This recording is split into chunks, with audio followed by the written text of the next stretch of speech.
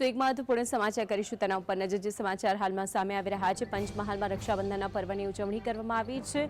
પંચમહાલની અંદર પણ આજના તહેવારની ઉજવણી જોવા મળી છે, જેમાં બહેનોએ પોતાના ભાઈઓના કાંડે રાખડી બાંધી મોં મીઠું કરાવી રક્ષાબંધનના પર્વની ઉજવણી કરી છે।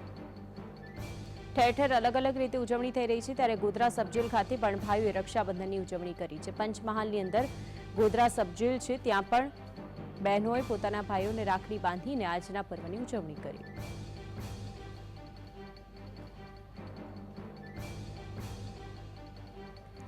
ભાઈ બહેનનો પવિત્ર તહેવાર રક્ષાબંધનની ઉજવણી ઠેર ઠેર અલગ અલગ રીતે કરવામાં આવી રહી છે। સબજેલો અને જેલની અંદર પણ આજરોજ ખાસ કરીને બહેનો ભાઈઓને રાખડી બાંધવા માટે પહોંચતી હોય છે, ત્યારે ગોધરા સબજેલમાં પણ આવા દ્રશ્યો સામે આવ્યા।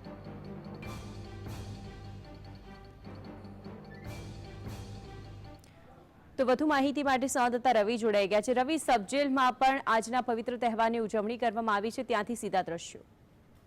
જી ચોક્કસથી ગોધરા સબજેલ ખાતે રક્ષાબંધન પર્વની ખાસ ઉજવણી કરવામાં આવી છે।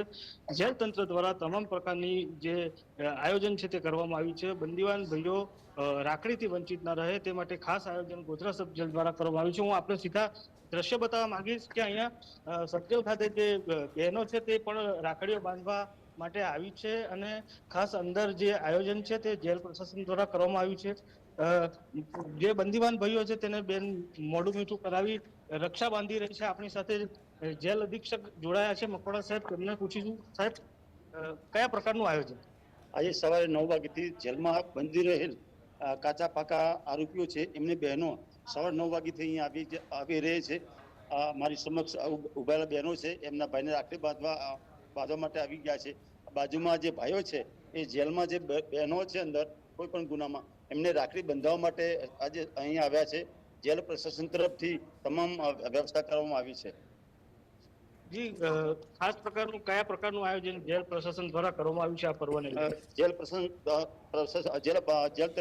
જેલ તરફથી જેલના મુખ્ય ગેટની અંદર ટેબલ ખુરશી મૂકી છે।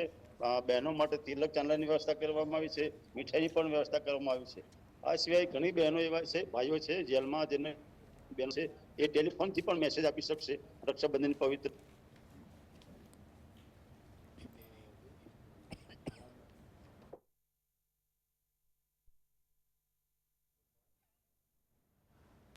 આમ જિલ્લા બિલકુલ રવિ, આપ જોડાયા અને ત્યાંથી સીધા દ્રશ્યો બતાવ્યા તે બદલ આપનો આભાર।